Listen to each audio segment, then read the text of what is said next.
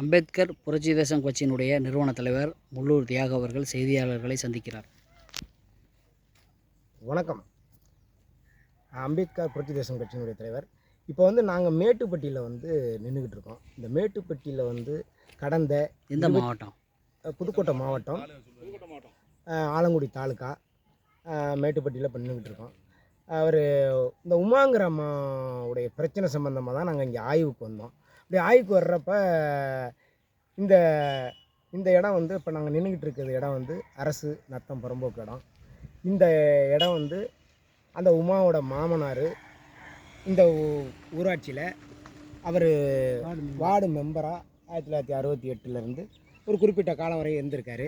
அப்படி குறிப்பிட்ட காலம் இருக்கையில் அந்த பஞ்சாயத்தில் அவர் மக்கள் பணி சீரிய வகையில் செஞ்சதுனால அவரோட பணியை பாராட்டி அவருக்கு வீடு கட்ட மனைக்கட்டு இதெல்லாம் இல்லாதனால இந்த இடத்த நீங்கள் மனைக்கட்டுக்கு பயன்படுத்திக்கங்கன்னு சொல்லி அப்போவே பஞ்சாயத்து தீர்மானத்தில் வச்சு அவருக்கு அந்த இடத்த கொடுத்துருக்காங்க. அப்படி இந்த கொடுத்த இடத்த அவரோட பங்காளிக்கு அவருக்கும் சண்டை வந்திருக்கு. இந்த இடத்த ஆக்கிரமிக்கிற அவர் பங்காளி ஆக்கிரமிச்சிருக்காரு. இது சம்பந்தமாக இந்த உமா தரப்பினரும் அவருடைய எதிர்தரப்பினரும் உரிமையியல் நீதிமன்றத்தில் வழக்கு போட்டிருக்காங்க. அப்படி வழக்கு போடுற வகையில் இன்றைக்கி எதிர்தரப்பு எந்த ஒரு ரெக்கார்டையும் நீதிமன்றத்தில் கொடுக்க முடியலை. அப்படி கொடுக்க முடியாதனால இன்றைக்கி எக்ஸ்பார்ட்டி தீர்ப்பாகி உமாவுக்கு தான் அப்படிங்கிற மாதிரி இருந்துக்கிட்டு இருக்குது. இந்த வழக்கு ஏற்கனவே உரிமையியல் நீதிமன்றத்தில் தொடுத்தப்பவே சம்பந்தப்பட்ட உமா மாவட்ட ஆட்சியரிடமும் சரி அந்த ஆலங்குடி வட்டாட்சியருக்கும் இந்த தகவலை அவங்க மனுவாக கொடுத்துருக்காங்க. எங்களுக்கு இந்த இடத்து பிரச்சனை சம்மந்தமாக மாவட்ட உரிமையியல் நீதிமன்றத்தில் வழக்கு நிலுவையில் இருக்குதுன்னு சொல்லி கொடுத்துருக்காங்க. இப்படி கொடுத்துருந்தாலும் இவர்கள் இந்த கையூட்டு வாங்கி கொண்டு சம்மந்தப்பட்ட எதிரிகள்கிட்டையும் கையெழுத்து வாங்கி கொண்டு இவருக்கு சம்மந்தப்பட்ட உமாவுக்கு இந்த உள்ளூரில் இருக்கிற அதிகார வர்க்கத்தினுடைய இதை பயன்படுத்திக்கிட்டு அவர்களை உள்ளே கொண்டாந்து வச்சு அதிகார வர்க்கத்தினுடைய பேச்சை கேட்டுக்கிட்டு அந்த தாசில்தார் திடீரென்று 28/8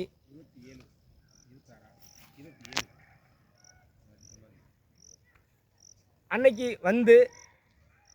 பொக்லிங் இயந்திரத்தை கொண்டுக்கிட்டு ஜேசிபியை கொண்டுக்கிட்டு இந்த நாங்கள் நிற்கிற இடத்துல அவர் மாடு வளர்க்குறதுக்கு ஒரு ஷெட்டு ஒன்று போட்டிருக்காங்க உமா.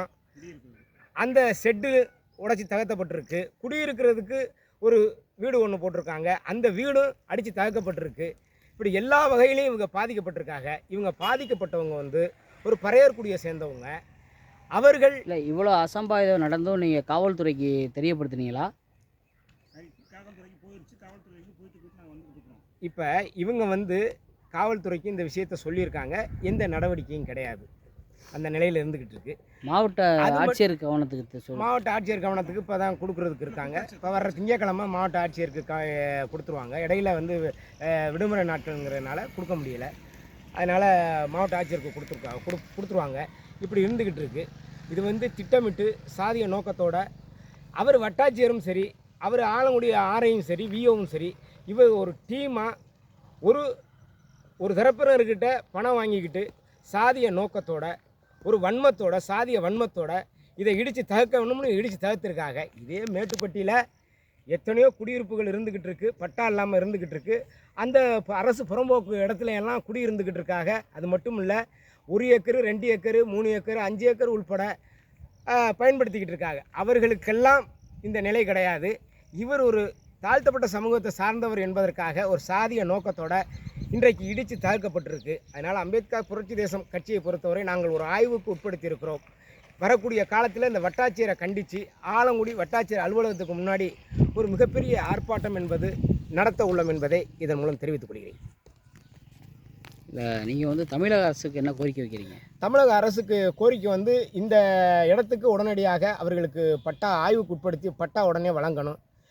அதே மாதிரி சம்மந்தப்பட்ட வட்டாட்சியர் ஆர்ஐ விஓ இவர்களை உடனே பணி நீக்கம் செய்யணும்.